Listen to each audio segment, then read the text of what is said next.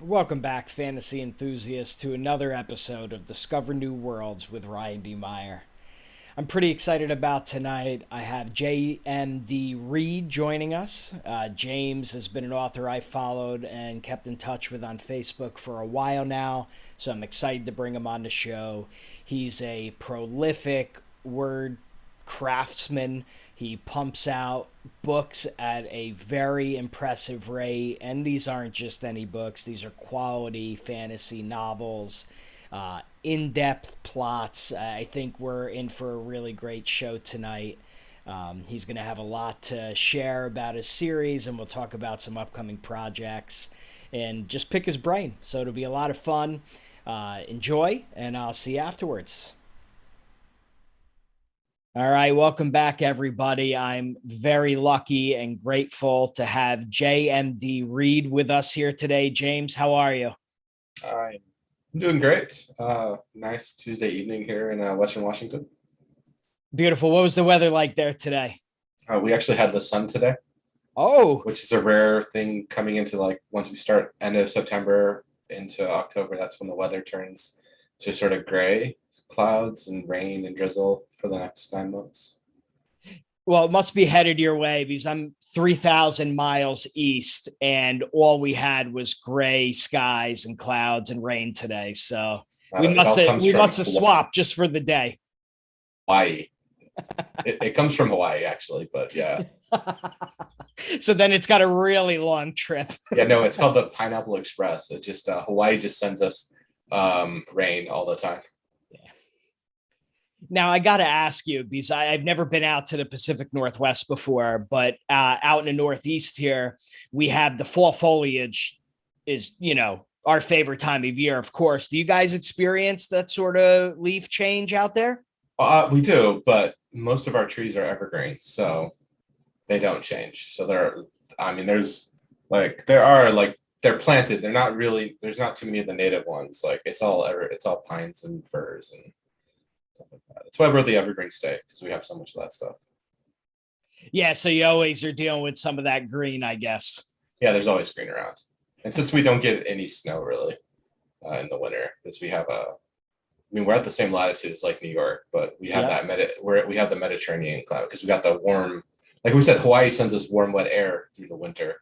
So Yep. so only if like a cold front from Alaska comes down, then we can get. But usually the cold front drives away the moisture, so it'll get really cold, but it won't there won't be precipitation. Is generally how it goes here. That's So wild. I had no idea. yeah, That's so it's got to be like the right combination of the actual wet air coming up and the cold air meeting it to get the snow. So it's well, very rare. yeah, one day that's definitely one of the trips that I want to take, short on my bucket list is I want to see the Pacific Northwest. So that's really neat to know. Now I know I can go out there in the wintertime and I don't have to be too concerned with a blizzard. No, I've never seen a blizzard here. So, I was doing some prepping for our interview. And to be honest with you, I don't really know where to start. You're such a prolific writer. You have so many works published. But I do know, right? We had a recent release of an omnibus series. So why don't you, you know what? Actually, I'm going to pause myself. I'm getting ahead of myself. Why don't you just take a minute?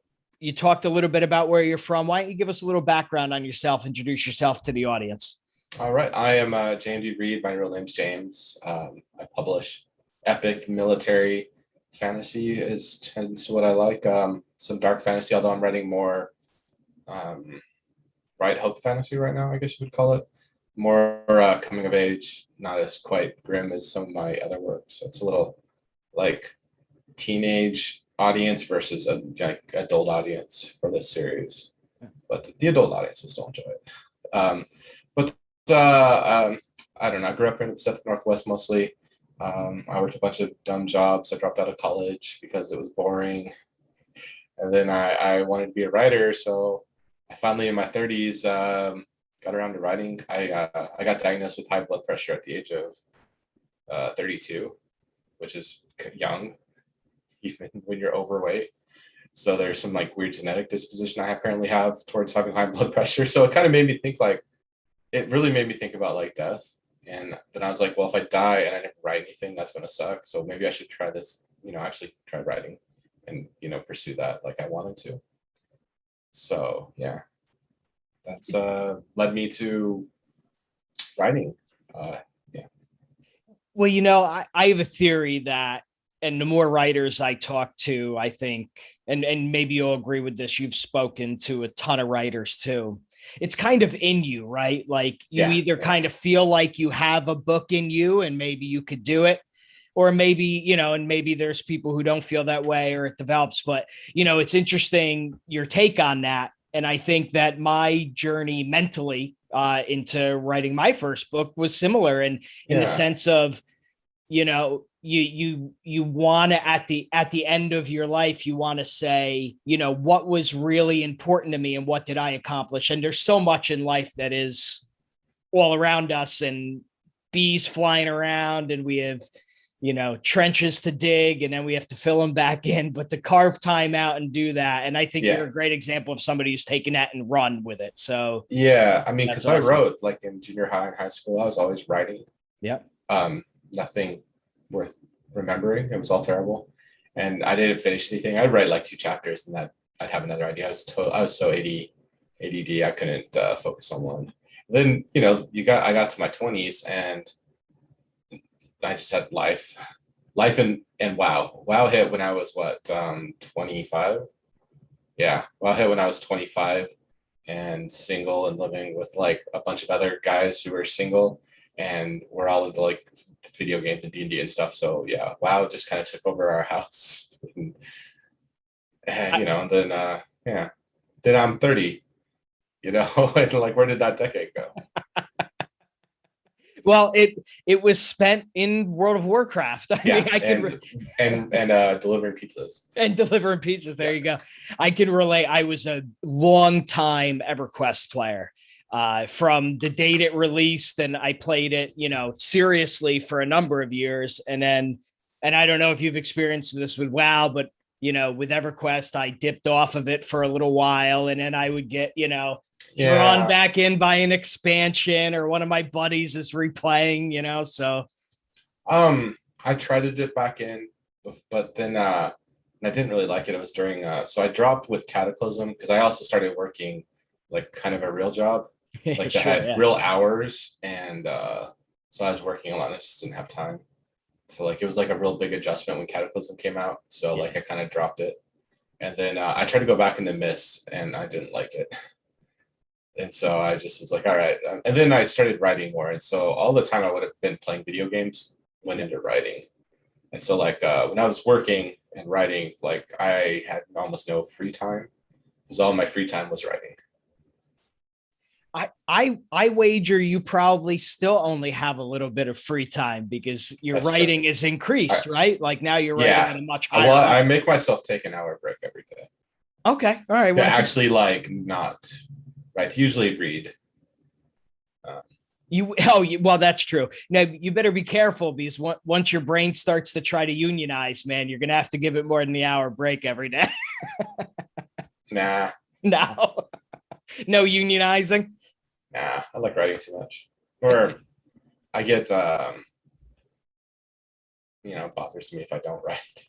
Well, I have like I once read or watched an interview with you where that was kind of how you described it. You said that, it's in you. The stories have to get out some way. So this is how they get out, right?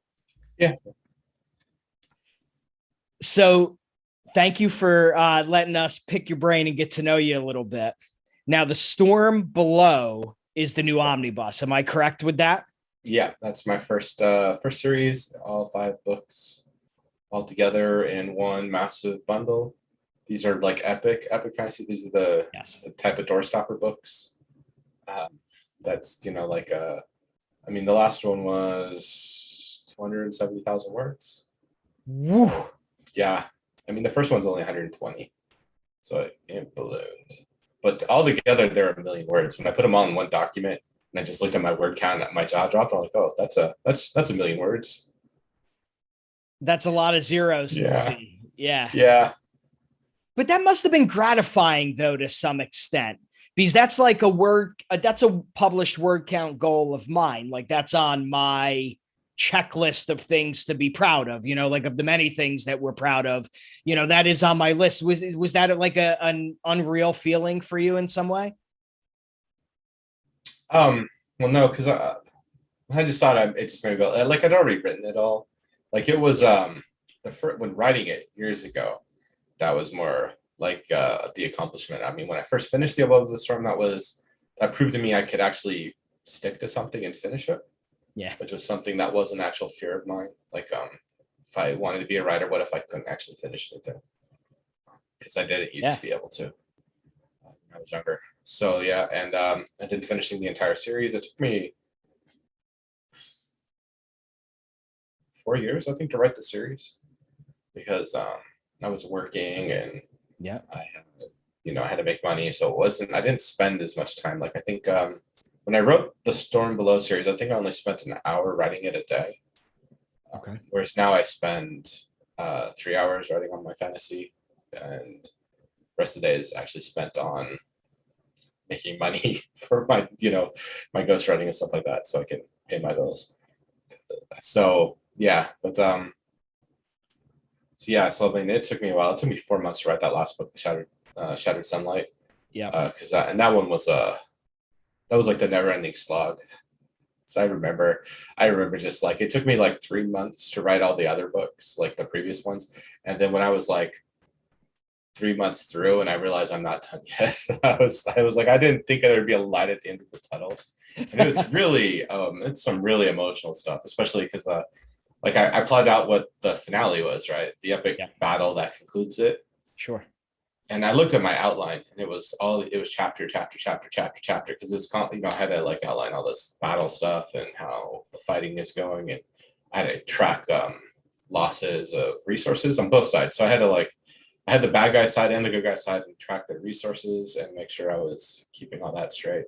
And I looked at it, I just kind of at that point I'd written 4.5 novels, and I knew like looking at it, I'm like, man, that's like 70,000 words to write all this. And I was right. It was about 70,000 words.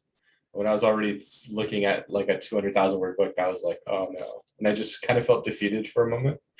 I'm never finishing this book is like what I felt like. I think so. I think was November of what, I think it was 2015 or 2016. Okay. I had a 5-year-old memory, and it was me talking about starting to write Shattered Sunlight. So yeah, and that was 2016, and and I was like, no, but then I went through it, and I got through it, and I wrote it, and I finished it, and I got to get to the ending. I'd actually already written I think 6 months earlier when it came to me in the middle of writing book 3, and so that was like kind of a huge milestone, finishing that series. Nothing else in my writing has ever felt like finishing The Storm Below, because I haven't written a book that long since. That's one thing. I haven't. My books have been like longest book I've written since it was like 120,000 words. Yeah. Yeah, I've been staying around the 90 to 100,000 word mark since then. Because I don't know. I haven't wanted to go back and write another huge book like that. Well, it's a commitment, right? Like when you plot out your novel, and maybe that's what maybe that's something I'll pick your brain on too. But when you do this plotting, and as authors, once you're familiar with kind of your style and what you have planned for the book, how dense that's going to be. So along those same lines, do you find yourself, or are you a pantser? Are you a plotter? How does that part of the process work for you? I started out pantsing basically The Storm Below. I had like a very rough outline. Sure. And it was so inaccurate that book 1 ended up as book 1 and 2, because I had no idea. Like I got halfway through my outline, I was like, I have like a novel here already. And it was like at 120,000 words. And so I shifted some things around. I moved up, like there was some like relationship conflict that was supposed to continue on past there. It was all supposed to be one book. So I was like, I moved up the resolution of the relationship conflict.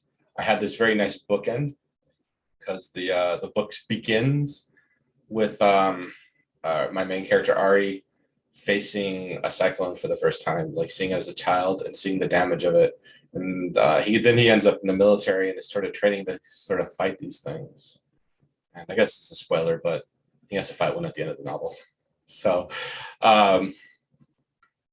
anyways, a little spoiler, but that doesn't affect any of the character stuff because it's like no one's expecting it. It's not like they're going out to fight it. It's like these are you don't predict these things. They're like calamities that just fall upon you. And he's unlucky enough to see a second one in his lifetime. So, but I was like, man, this is like a bookend, right? So it's like, so this is like my new author sense is going like, oh, there's like a connection here. It's like thematic. He's like, he started off seeing this and it's scaring the shit out of him as a kid. And now he has to face it as an adult, you know, when like he saw like, because he saw like the people like the military go out and fight it. And though they won, they all died. Right. So he saw them and like he knew them all because he was like this kid who idolized them all. You know, he'd hang out like and listen to their war stories and stuff like that. Right. And then they all got killed. And so he's like, oh, this is not like the stories. And then then he ends up in it and now he has to face it. So it was like a very nice like a bookend, you know, to his story. And so I cut the book there. And I'm glad I did because, you know, then we had Reverse, which is the other half. And that's like it's a whole different story. Like, so the first book's all about the military training. Yeah. You know, and it culminates with them having to put their training to use. And then the second book is them going out to do what they trained to do, which is to go fight sky pirates. Gotcha. That's where I was going to kind of pick your brain. So, all right. So Ari is your main character. Ari is my main character, yes. Well, one of them. It's an ensemble cast. Okay. Well, that's what I was hoping. Give us a little flavor of what the rest of the cast kind of looks like. Well, so Ari is a young farm boy, right? So he's his father gets killed in the cyclone in the first chapter. So, and because he didn't go, so the cyclones, we should start with a cyclone. So this is a world of floating islands above an ever-turning storm. That's why it's called the storm below, because there's this literally a storm that's just below everything. And it covers the earth where everyone used to live before the storm goddess got mad and covered everything. Because she's like a petty person. We'll say she doesn't like the fact that everyone likes her sister, the sun goddess. You know, so she's very bitter that people are like, oh no, it rained today. And then they're like, yeah, the sun's out. She doesn't like that, right? She's like, my rain's important. Why don't you guys like it? So she, you know, so she's a little petty. But anyways, so her followers who got trapped below the storm, they create what are called cyclones. They create like actual like hurricanes that come up and attack the floating islands, and they ride inside them as what are called storm riders, as sort of these armored knights that are riding in there. And so they're pretty damn lethal. And so it's really hard. So like all the islands have to have like defenses on their eastern side because that's where the cyclones come from. Okay. They always come from that. So yeah, so the ships are there. And so Ari grew up by the port that guards his skyland. And one day he and his friends are out playing there, and then cyclone attacks. And he's like, he's dumb 10-year-old, I'm gonna watch, right? And so he watches, he gets struck by lightning in the middle of it, has a crazy dream of the storm goddess, and when he wakes up, it's all over. Like the cyclone was stopped, but there's a lot of devastation. His dad went out to look for him and got killed. His mom not happy with him about that and just blames him. And so she, and then there's other stuff. So there's like in the aftermath, there's like a plague that goes through that kills Ari's little sister, and he survived it. And so his mom really, like it all sort of like this 1-2 punch. His mom kind of not all there any longer. So she hates him. She blames him. She calls him like a monster. And so he's, you know, dealing with all that. And he just wants to marry his childhood sweetheart, Shailene, who's our other kind of lead. Yeah. She's the daughter of a sailor, he was a sailor who got killed in the war. Like, well, her mother was pregnant, so she never knew her father. And her mother was a foreigner, right? So she's like a war bride. Okay. So like her father brought her home to his home place, but she's like a different race. So no one there likes her. She has no family, no friends. She's kind of got stuck on this place after he died, you know, because she doesn't have the money to move. And so she became an alcoholic and drank herself to death. So that's Shailene's backstory. So she's got this whole fear of like ending up like her mother, like marrying Ari, and then he goes off in the military. And so that's kind of her story, like the fear and the sort of she's always been looked down upon because of her being half of a different race. So there's she has very low self-esteem.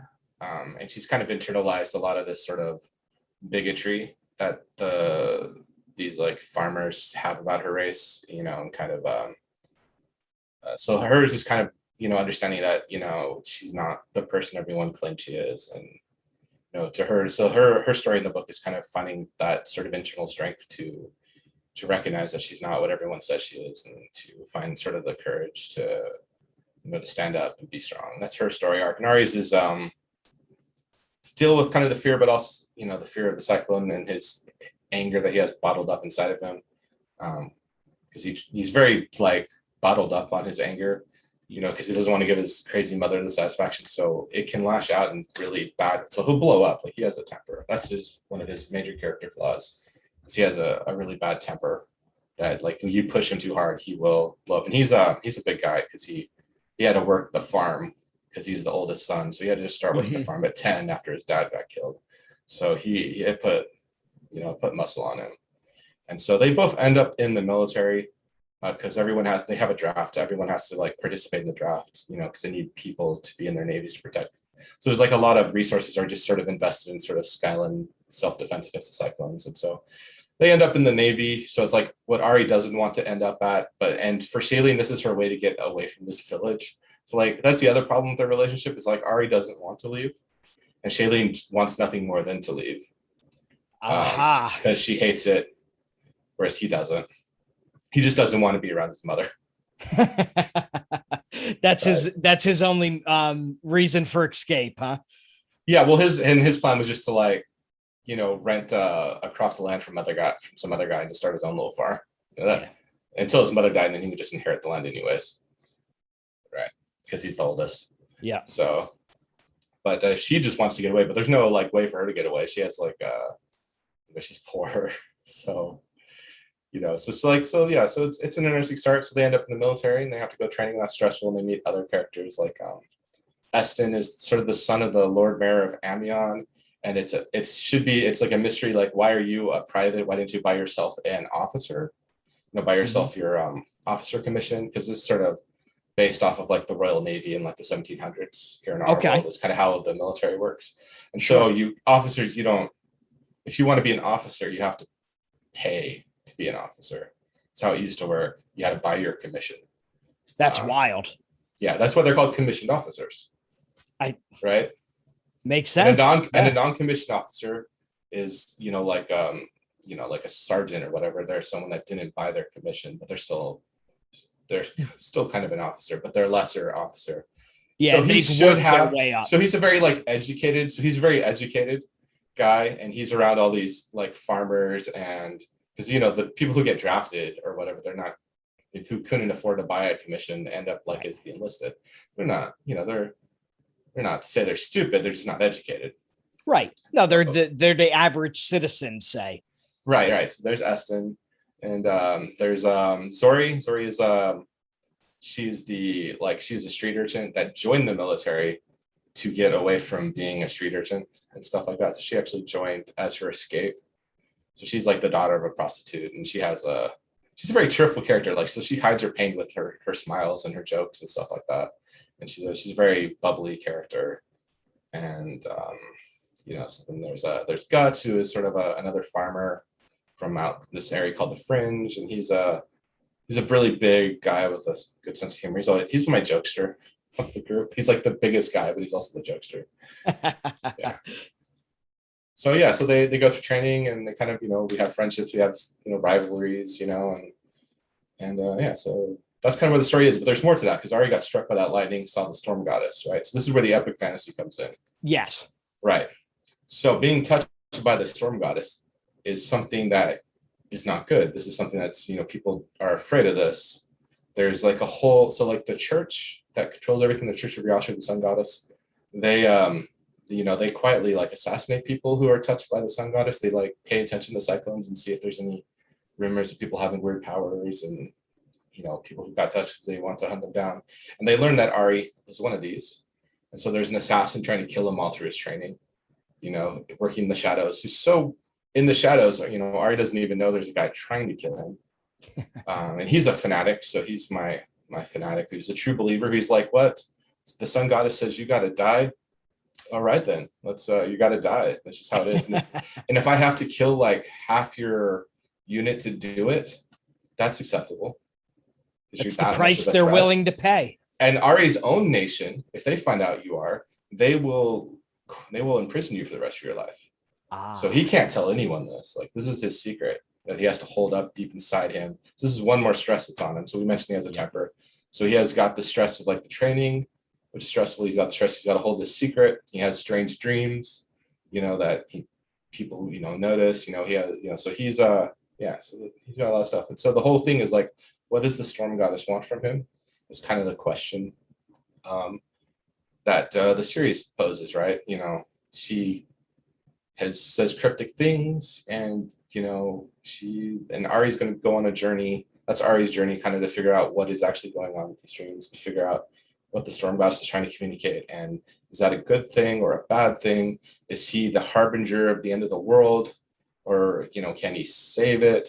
That's sort of that's the sort of the epic fantasy arc that's on top of the sort of military fantasy coming of age story that is above the storm. So there's a lot of character depth there.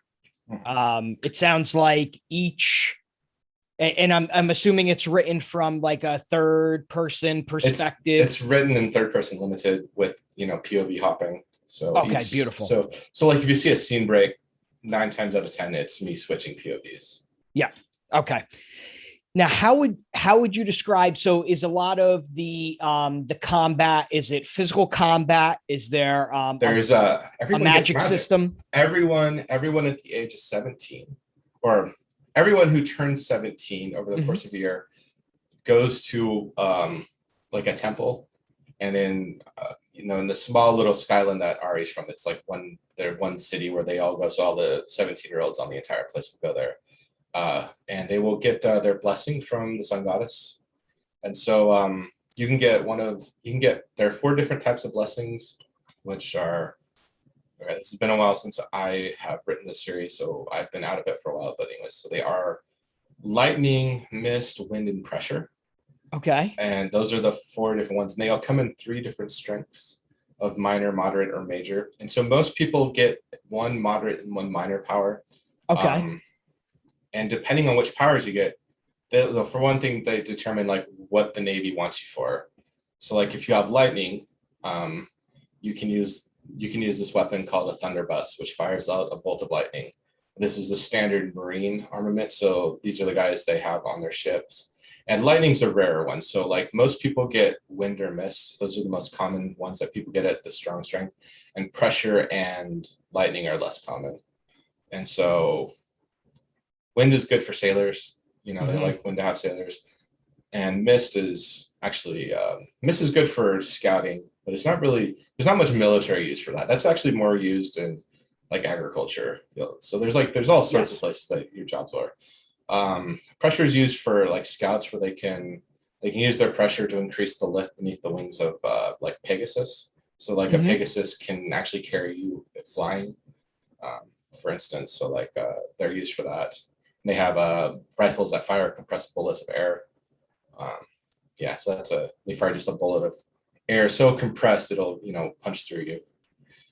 That's their weapon. And so sailors, so that's kind of it. So that's kind of the thing. So but some people can get like a major blessing, and those people can be really valuable because they're very rare. Especially like major mist or major wind are very valuable blessings. Major wind is necessary to power the skyship, so they charge their engines. So there's also the magic. So all the blessings work with magic devices called engines that will then take because everyone can do the same thing with their thing. Like without an engine, you basically only do one thing with your power, basically. And if you have a minor, here's a good example. So let's say wind. If you have major wind, you can control wind so well that you can like fly, right? That's how much control you have. If you have just moderate wind, you can slow fall. Very cool. Okay. That's about all you can do with it. Oh, and you can keep and if you have minor wind, all you can really do with it, you can keep wind from touching you. So it could be like a gale force of wind outside, and you can just not be affected by it. That's about really all minor wind lets you do. So yeah, so you won't ruin your hair too in a hurricane. But so that's kind of how it. So like the minors don't give you much. So like they tend to, or they might just but like a moderates are kind of useful. Majors are very powerful, but then the engines come along, and they can let you do lots of different things. And there's always people trying to discover new engines to power them. So like all their airships are powered off of engines that require someone with major wind to charge. And so without them, the ships, which are just made of wood, they're like sailing ships. They fall out of the sky. Yeah. So they're like the most valuable people on a ship. Because you need them. You lose your wind warden when you're like 2 days sailing from a port. You're really screwed because you won't make it back. So they're very important. Those are VIPs. Yeah, I would say so. Yeah. Yeah. So what sounds cool about that is it has like the tinges of like an elemental magic system almost a little bit, but it is elemental, but I wanted to make it storm. Yes, right. Yeah, it's exactly. So wind is air, pressure is earth, lightning is fire, and mist is water. Is how it came about. But yet they get channeled through these almost like weapons, right? Yeah, well, they're definitely weapons. There's the thunderbuss, there's the pressure rifle. They have crossbows that like the wind users can use, so the crossbow bolt isn't affected by wind at all. Okay, cool. So power aside, if James were to live in the world of the storm below, what power would you choose? That's a good question. I don't know. So like lightning is really only useful in the military or for being police force. Because like when you have like moderate lightning, you can discharge lightning with a touch. And you can use it to kill or stun. So it's very useful for subduing people. You just get your hand on them and you can like tase them basically, or kill them. That's the other problem. Yeah, you have that choice. You could change the voltage of like if you kill them or not. But I wouldn't want that. Pressure is good for scouts. It lets you, like I said, kind of let you fly on the various wing beasts, because most of the wing beasts can't support like an adult weight and fly. Right. Is kind of the thing I went for. So that could be interesting, flying around on Pegasus. So maybe pressure. That would be cool. Now, I can't be a full judge yet. I've picked up the omnibus, but I haven't gotten to start it yet. So I can't jump in on that, but I'll have to let you know once I get rolling with it. I'll let you know what my pick would be. It definitely, I'm with you though. It wouldn't be lightning. That wouldn't be necessarily something I would be into, at least not for the everyday. Maybe if I knew I was going to have to be a soldier in that military, but So speaking of, so I picked up the omnibus, but why don't we talk about it? So it's all 5 books together. Yes, it's all 5 books in one massive collection. It's $2.99 until October 1st, and that's going to drop to 99 cents for a week. And beautiful. So, and I'll make sure we get the link in the comments so that we can make sure everybody can find that. But that's a steal, right? $3 for 5. $3 for 5 epic fantasy books. Yeah. And what I love about that is that you have a balance here. I love when I talk to somebody and the first thing that they bring up about their books is the characters, right? Because so often we can talk about books and get lost in kind of the plot and the structure. But I mean, it sounds like you do. The characters are the core. The characters are what's important. The world's fun. The magic's fun. The plot is, fun, but it's really the characters. Yeah. Or what I like, and I like most of my characters. There's some, I don't like Vel. Okay. Vel is another character. I didn't really talk much. Vel is the other childhood friend of Ari and Shailene. And he's a little weasel. So he's very much a false friend, right? He's like, I'm your friend, but not really. But not when it counts. Not because I want your girlfriend. So so there's that. There is always that. Yeah, no, that's not a friend you want around. No. Although my editor rather liked him once we got into book 2. but we won't get into that. Now, so we've talked about some of the protagonists. Do we have an ultimate evil in the series that folks have to look forward to? Is it more of situational where you're encountering them as you go? How does that shape out? There is sort of the ultimate entity that's behind all the problems of this world. Sure. And dealing with that entity is like what the main story eventually becomes. But there's that, but then most of my antagonists are more I don't tend to write purely like evil characters. I tend to write people with different perspectives from my main characters that brings them into conflict with them. Like my assassin Ryavru, he's not evil. He just believes absolutely that, you know, his beloved sun goddess, through her voice on earth, the Bishark, who's the head of the church, has deemed that Ari has to die, and that's good enough for him. He believes that Ari must be evil in some way. There's such a threat to the world that he has been deployed to kill him, and he's going to do it because he 100% believes that. And he's not like an evil person, but he's willing to do evil things for this fanaticism, right? Because he just believes it. And we'll deal with more of the fanaticism later on as we move into we hit books 4 and 5. We'll really deal with sort of the fanaticism, and we'll see characters that we'll see characters that are friends in the first and second and third books end up on different sides in this conflict that's coming. Mm-hmm. And so there'll be friends against friends, like characters you'll like both characters, and they'll be trying to kill each other coming up in these later books, sadly, because of just the nature of where the story goes and sort of like how lines get divided and how people's beliefs, influence on which sort of side they end up on in this conflict.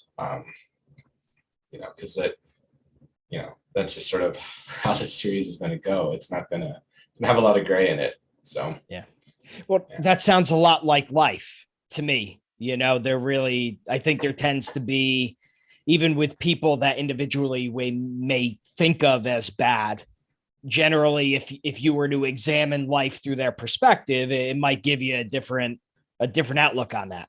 Yeah, I think I've only ever written one villain that I would classify as evil, and that's in my upcoming assassin book, where he's a sociopath serial killer, and he is absolutely evil. He's one of those people that is a sadist that gets off on it. So there's you can go I'll show you his perspective and how he ended up as a sadist, but you're still not going to find him like a redeemable character because he is loathsome. He's the most loathsome, disgusting character I've ever written.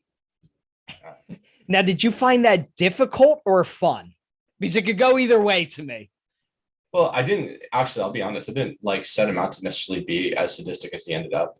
Okay. So I have this book. It's called Assassins of Illumination. It should be coming out soon, and it is sort of the sequel to Jewels of Illumination. So I have this character in Jewels of Illumination that's called No One, and he's a shape-changing assassin that's under the control of the bad guys. He was whoever this person was, their life was destroyed, and they were sort of created as this sort of blank template that could just assume anyone's identity that they kill, but Gotcha. They would still have their mission in them. So they would be that person so much that they would have all the emotional feelings and stuff, but they would still have their primary core. So they're perfect mimics, but they will do their mission even if it's something that they normally wouldn't. But other time, any other situation that isn't involved their mission, they will act like they're supposed, the way they would, because they are that person.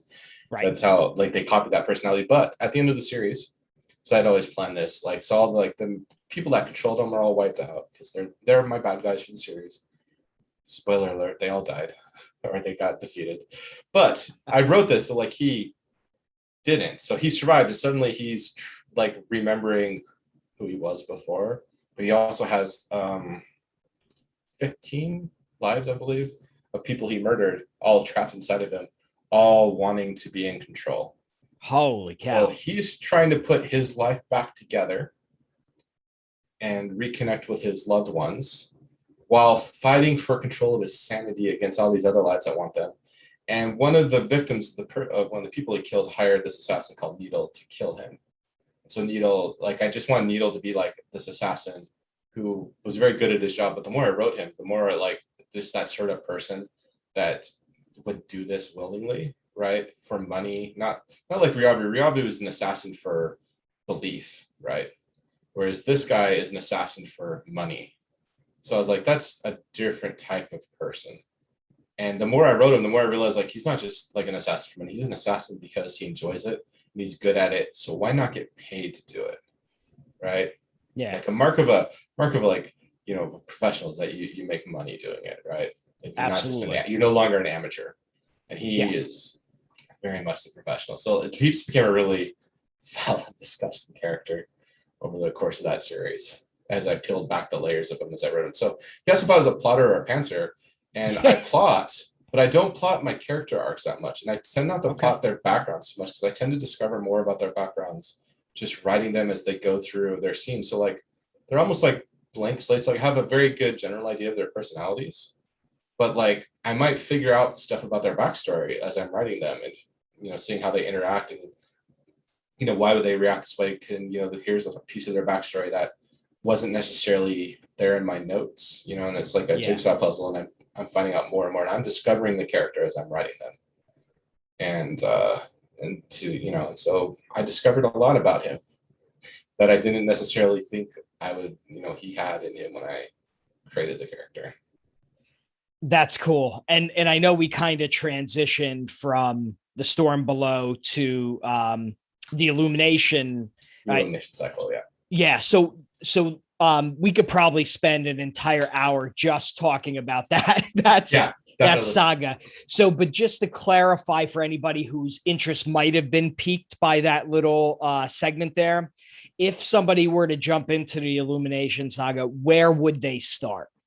You can start with either Mask of Guilt, which is book 1 of Mask of Illumination, or you can start with Jewel of Illumination. If you want to read the Assassin book, you kind of actually got to read both series, to be honest. Okay. It's kind of a sequel to both series, but it's more so it's a follow-up directly to the aftermath of Jewels of Illumination. So Jewels of Illumination ends with fairly epicness, right? So it starts out at a very kind of a street level story, very much an urban fantasy, not urban fantasy, but like fantasy, like it's like 1800s London with magic.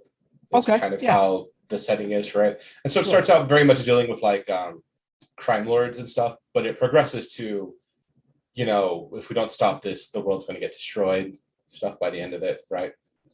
And so the city of Cash has a very climactic thing. There's a huge battle. There's lots of destruction, stuff like that. And so this series, Assassins, takes place in the immediate aftermath of it. So, the rebuilding, there's changes to the whole political system. New powers have risen. Like my main characters who survived the series are now big players in the city, where before all this they weren't. So there's whole shifts in power, politics. There's a whole populist movement that's rising up because it's very much there's a lot of like very poor, downtrodden people that work terrible jobs in magical factories, right? Yep. And they live in squalid tenements, and there's crime and drugs that are being imported from like foreign countries, and so it's really it's very bad. It's very much London in the 1800s. It sounds gritty too, like it's it's very gritty. It's very gritty. It's very very much that. So this is like in the aftermath. So there's like political vacuums. There's a whole criminal organization that collapsed. So there's a whole power vacuum to be filled in the underworld. And so I had some nefarious characters that survived the series, and so they're continuing their things. Plus, I had this assassin guy, and so it's going to follow No One, right? And it's also going to follow a character from the Mask series that's going to be coming here, because this character has an association. Like, although she's over there doing her own mission, she's actually associated with the events that were going down in the city. So, like, she was an agent of one of the groups here. And she was just off in another place doing her thing, and things went really sideways for this guy. I'm trying not to say who this character is because it's like a big spoiler, Yeah, Because that's like okay. Yeah, don't spoil it. if you read Massive Guilt, it starts out in media res with like our main character, Fenari, who is like in the middle of a heist basically, and one of the members of her crew has betrayed them. And obviously, I don't reveal the identity of the betrayer. You just know that like one of the 4 other members of her crew is a traitor. Now, this is the traitor has like gone through their entire story arc where they've seen the error of their ways, and because some horrible things happened to them for the things they did. And so they're trying to put their life back together, and they come back to Cash, to try to figure out where their place is in the world and sort of just get caught up in things. And so that's kind of why you need to read both series to fully get into Assassin. But you can start with either Diamond Stained, which is Jewels of Illumination book 1, or you can start with Massive Guilt. And the 2 series run parallel to each other. They're set in different cities other than in their 3rd book of both series, the characters are in the same place, and actually there's a scene that's between the characters, like you see from each of the 2 different leads POVs, because they're past lovers, so they have a history together. Gotcha. And so they meet, and it's kind of both. It's for both of them to kind of like have some sort of catharsis with how disastrous their relationship ended, because it ended disastrously. And I'm assuming at some point we get like the juicy details over that, right? Oh, you can read that in a short story. Actually, that's where this all came from, a short story I wrote that was about kind of their, like, how disastrous their relationship was. Gotcha. And then I was that's like, kind of the framing of the whole dynamic. So like you'll know, like you'll learn, even in the books, you'll learn like pretty much from the beginning, kind of like their past. Because it's both like how their relationship ended is the reason why they are where they are at the start of both series, and why they're both kind of in although very different sort of nadirs, but they're both kind of in sort of at the low points in their lives. And going, one of them is very low, which is Oben in Diamond Stained, where he's fallen into like apathy and doesn't care and is just a bandit and has just he's really hit rock bottom, where she's more like, I've made a lot of bad life decisions and now I don't know what to do with it. And then she ends up joining a thieves group. Like a thieves group is like, hey, we think you could be useful for us. She's like, well, this is something different, trying to stop being, because she was like a gold digger. She was trying to always like find that rich guy, and it didn't work out for her. Well, I'm telling you, that's quite an intro. So it sounds like they have a couple different places to start.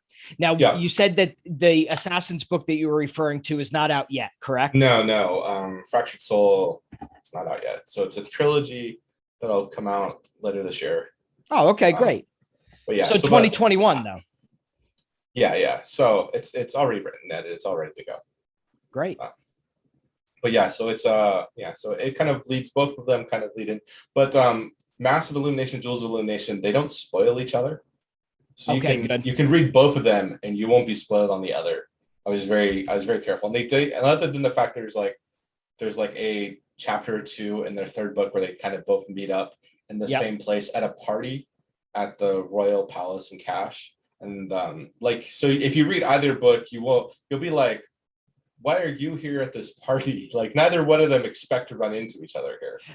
Right. And you can tell there's like crazy stuff is going on, especially if you read Fenari, because Fenari just kind of stumbled into the storyline of Jewels of Illumination on accident and gets kind of caught up in some of the craziness that's like directly with their storyline.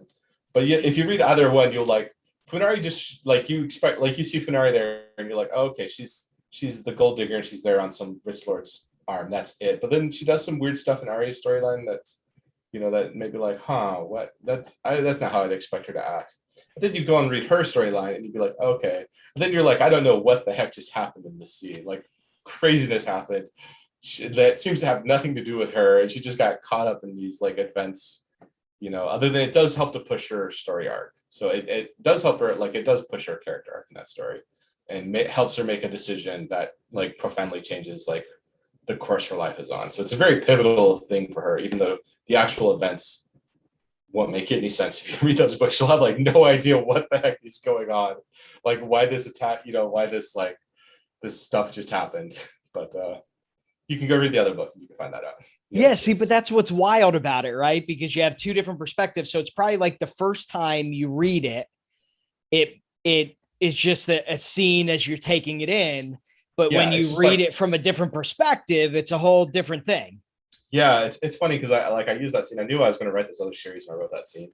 Yeah. So I have like Funari's like both her love interest and her villain both were written in this scene, like a year before I wrote her books.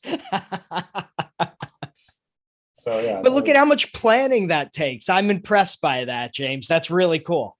The planning was how I got her there. So like I always wanted Oben and Funari to meet up, and I always knew that Funari would be doing her own thing, and like when they meet up, it would be weird that they met up. And so like I never could quite figure out while I was writing like Oben's book until the third book.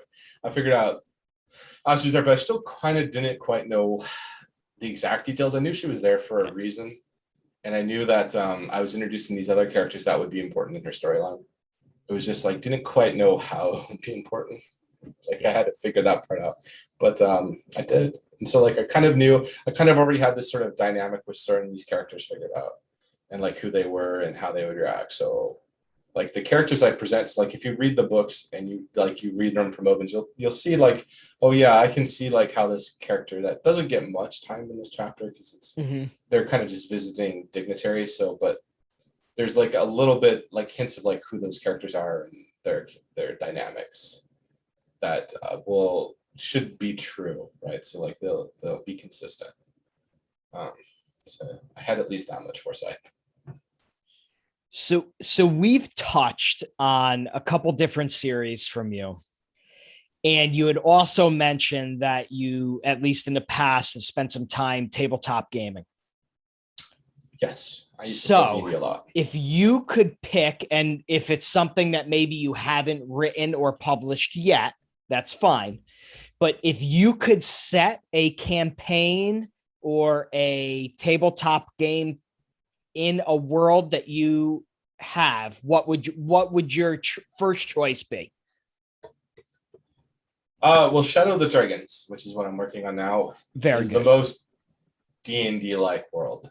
Okay. That I have comparable magic systems that would work, that would be easily adapted to D&D. Very cool. Where I have like priests who pray to gods, and I have wizards that cast spells through wizardry, and I have the sorcery doesn't really line up because you only kind of get one. The sorcery is kind of more like you get one power, so that would be more like you'd be like some weird specialty class. But right, that or one you would could be like, but like you could be like a frost wizard. Yeah, like you could have priests. Actually, Tasha Ruan, who's one of the antagonists. She's the antagonist POV in the first couple books. Mm-hmm. She is actually a frost wizard, would be a way to call her. Oh, okay. So she's like and so the wizardry is not something that's easily done in battle. It's more like you prepare yourself, like you cast spells on you and then go into battle. Because like the way that magic works, like it does cast spells, but it's not like a spell you can cast, before someone takes your head off. Like they don't, like it takes, like even a quick spell can take you a minute to cast if you're very, very, very proficient with it. And that's the other thing is like no one can have all this stuff memorized in their heads, right? No human can do that. So like you got it. So unless if it's not a spell you cast every day, you got to dig your spell book out and find like where it is in there, and go through, because there's like a bunch. There's somatic components, right? There's verbal components, and there's a mental component that. So there's no material components. We don't have that, but there's a mental component where you're visualizing like what the spell is doing. Okay. And the words are kind of like a way to help guide the visualization. The words are actually, you're speaking an ancient dead tongue. You're basically just describing what the spell does, is all the words are. And so like that's how spells are created. You just like you just figure out how to describe what your spell is going to do, and you figure out how to say that. And then you kind of figure out the mental construct that the spell will take the form of. And then you have to fill it with one of the 15 elemental powers that this world works with.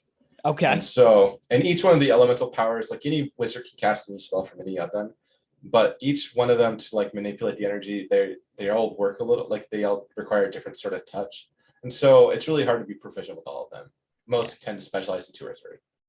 You know, that's like their bread and butter. And if they need something else, like it's, you know, that's a spell that they're not going to cast fast. It's going to take them 5 minutes. Where like someone who's proficient might cast that spell in a minute. Is kind of how the system works. No, that makes sense. Well, it makes it a little bit more realistic than, than necessarily just being able to, conjure an ice shield, to block something in combat. Yeah. Right. Well, but you can enchant items, which is not something easy. That can take about 2 or 3 days of constant casting of the spell. And I mean, you don't take breaks. So it's a physically demanding thing. This is my reason why there's not a lot of enchanted magic items, because you need to spend 3 days just saying the same like 10 sentences over again and making the same movements and not sleeping and not eating. You're pushing your body to its absolute like physical limits. So it's not something you're doing as like an old dude. It's something you're doing when you're young, right? In your peak. Yeah, right. Yeah. And it's not something you want to do if you don't have to. So like my warrior wizard, she has like an enchanted item because she doesn't feel the need to do more, but she has spells she regularly casts, so she makes herself stronger. So and then she fights with a glaive that has like a frost enchantment on it. And so I mean, it must be absolutely heartbreaking after pouring your magic and time and effort into something, and then like it gets swiped from you or breaks. Like, oh my god! I did make magic items practically indestructible, so there is that, and we use that. So it's like, oh, that's something that gets used, right? Like you can, because they have to make them like her glaive is made with a lead blade because that's like one of the 2 metals that works with ice. And so if it wasn't magically impervious, like it just didn't work. So it's like I had the system like because there's 6 primal elemental elements that almost no one can use because there's very been few people who could ever work the wizardry with those. So they're like, so no one living really does this. But right, there are 15 combinations of those 6 that are, when you cross them, you get 15 different combinations of them. And so each one of the primals has a metal associated with it. So every one of the secondary magics has like a choice of 2 metals because they're made of like one of the 2 elements. It's kind of how the system. I wanted to go even further with like tertiary, but then I couldn't come up with enough because that's so many possibilities. I was like crazy. I just couldn't come up with enough different things. So I just abandoned that in the early stages of world building. I was like, man, I just folded most of that stuff up into the other stuff anyways. Yeah. It was like those 15 things gave me almost everything you'd ever want to do with magic in a setting. That's cool. I'm excited about that. I can work it with one of those 15 different ideas, as they're called. Yeah, that's cool. Now I'm excited about that. And if I remember hearing, that's a 2022, we're going to start seeing some of those books roll out. The first books are ready to go. They're all written, edited, wonderful. Got covers. Yep. I'm in the late stages of editing book 3, and I just finished writing book 9. And so it's hoping for 12 books. So I'm hoping to finish the series by the end of the year, if not into January of next year. And then once that's done, I think we should start releasing them by then. Because that's great. I'll have like I said, I have 2 books ready to go for release. Other than I have to write blurbs. That's exciting. Look, you have so much stuff on the docket here. Readers out there, boy, James will keep you busy. So that is so cool.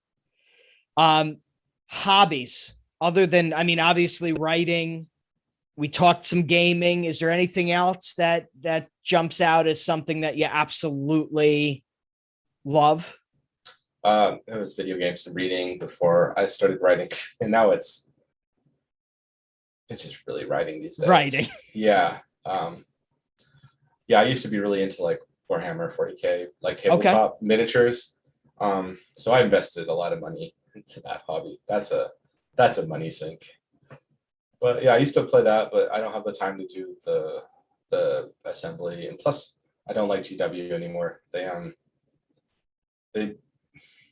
it became less about the hobby and more about getting you to buy new stuff, and their prices are like double. Like when I dropped out, prices had doubled from like when I was got into it back in like the early 2000s to when I dropped out in like 2014, 2015. Like things had just gotten crazy. And so yeah. So yeah, I kind of got burned out on that, and them wanting you to basically, it's so like there used to be not a lot of new models for a unit really, but then they realized like if they release a new unit and that unit is better than anything else that you already own, you have to buy it. And so basically, yeah, to the point where like they've phased out Space Marines and replaced them with a new type of Space Marine that are a little bit that are better. But that's a whole new, like if you have a Space Marine army, you basically had to buy a whole new army of models to be competitive. And that's something that hadn't happened before. Like you would have gone through editions and still used mostly the same units, but then they went public. Yeah. And so pay to win. It's already taken the video games and now it's taking the tabletops too. That's crazy. I didn't realize that. That's a shame. Yeah. So what a shame. So James, before I let you go, you've been a wealth of information. Is there anything else that you'd like to tell the audience? Maybe a special place on the internet you want them to come find you to look at some of your stuff? Talk to us. Where should we go to find you? Yeah, you can find me. I have a website, JMD-Reid.com. I tend to just post my rereads of R. Scott Bakker's the Second Apocalypse series, which is grimdark fantasy written by a philosopher professor. So I really like it. It's not most people. It's like you either love Bakker or you think it's like pretentious garbage. Is kind of like where it seems like people. So like the people who like Bakker love Bakker, and it's really dense books. Like it's the densest like fantasy stuff I've ever read. And so I really enjoyed it. I think it's helped me a lot, like to write more complicated characters, kind of just reading his stuff. And so I really like it. So anyways, I've been doing a reread for like years now, of like posting blogs. I mean, I started it back before I even was writing actually. And it ebbs and flows me working on it, but I've been trying to stick at it because I do have people that they really like it and they find it very useful to them to help, understand it because it helps me kind of understand how he writes it because I have to actually think about like the things, pick up the little clues. Yes. Or maybe I'm reading too deep into things, Well, but that's saying something because you either, when you read for enjoyment, you're not necessarily dissecting it like that. But when you're reading for a review and a reread, no, you're diving in and you're picking it apart. So, I think that's part of the joy of probably, especially for somebody who's already familiar with it, to be able to dive in and read your reread reviews. Or they've read it and they don't understand a lot of stuff. Right. Yeah, exactly. Especially the later books. There's actually some stuff in the later books that I don't understand. There's one chapter in the Great Ordeal that no one on the internet really seems to understand exactly what is going on in that chapter. Like it's a mystery. It's a mystery. Yeah, I can't even. I'm not even going to bother to explain it. It's too it's too dense. But I think Bakker kind of got a little bit too much into writing cryptically, kind of in the later half of the book is I think a little bit of the problem. So as much as I like him, he kind of I think went a little too far. And he's always been like someone that you have to kind of think about what he wrote, but there's a couple things in the ending of the series. Because it's like a series, it's like a meta series. He originally conceived this as 3 books, but the first book is a trilogy, the second book is a quadrilogy. Oh wow! So he clearly because he was like he conceived this back in his 20s, right? Right. and he had no idea how long a book is, right? So yeah, and it just kind of formulated and sat in his head and fermented. It's based off like his D&D campaign, so it's very D&D. It's also very Lord of the Rings, like, but grimdark Lord of the Rings, and interesting. it has like homages to Lord of the Rings. I mean, at no point do you ever feel like he's maybe not a little bit of deconstruction, but at no point do you feel like he's shitting on Tolkien. It's more like he was very much inspired by Tolkien, but he's taken it in a different way. There's a lot of his sort of backstory, like is kind of like he has like his own race of like evil creatures that are pure evil, but like the reason like why his are evil are completely different than like Tolkien have evil. Yep. So whereas like Backer's evil is more like the selfish desire to satisfy your own pleasures is what's really the root of the evil in Backer's universe. You know, I mean, that's the whole villains and stuff like that. That's their whole goal. They don't want to go to hell, so they're going to genocide the world because the people who live on this world believe in hell so much that hell exists. And these space aliens are like, you guys believe in hell so much, we're going to hell. And that's not cool because we're a bunch of guys that just want to have orgies. And your belief system says that makes us go to hell. So we got to murder you all because we don't want to go to hell. We'd rather just like die and there be nothing. But no, you guys have this crazy belief system that condemns everyone to being tortured by demons. We're not down with that. So that's why we're genociding you. Yeah, that's the bad guy's motivation. Yeah, that's crazy. Yeah, they just don't want to. They don't want to go to hell. Well, you know, they don't want to change. They don't want to change. They want to be their unrepentant, pleasure-seeking selves. So they're just going to murder everybody. Hence why they're evil, right? Right. Yeah. Exactly. But that's an interesting motivation. That's fascinating to me. Yeah, it's probably one of the best motivations for why the evil guys want to create a race of evil beings to murder everybody. Yeah, definitely. There you go. That's why. They got to get rid of all you dumb humans with your like belief in an afterlife that you believe so much. You've created this like oversoul, like horrible thing that they're terrified of. That's funny. And then that seduces people to their cause, right? Yes, absolutely. Right, it does. Right. Sure. There's people that are like, wait a second, because like every wizard, the belief system is so hardcore. They believe wizardry is evil. So if you're a wizard, you're going to go to hell automatically for being a wizard. Like if you actually if you choose not to be a wizard because it's only like called the few. So like if you don't ever actually use your gift, you're fine. But the moment you actually do that first like real, because the way they see it is like wizardry is it's like they see wizardry as like speaking with God's voice, but you're not good at it. And so it leaves scars behind in the world. And because of that, you've ruined the natural world that God created. Therefore, you're evil. Okay. And you're going to be tortured forever. But almost everyone gets tortured because of how, because like it's very much like, sin versus not sin. And most people are not going to, if they don't think they might be because they think they're good people. But, that's kind of one of the things of the series. Yeah, not so much. But yeah, like, so anyways, that's what I do. I'm up to like the fifth book in the series. So that's cool. So that's another, so JMD/Reid.com, JMD-Reid.com. Yep. And then on Facebook, where it's actually more talk about my fantasy stuff, is the Fantastical Worlds of the Imagination. That's actually where you'll find about my writings and not about, me obsessing over some other guy's books. And also, I know I'll catch you. You do some live readings on Facebook. I do live reads in the fantasy sci-fi focus group. Yep. So I do that. I tend to do that every Friday. Yep. Yeah, very good. I'm reading through Above the Storm.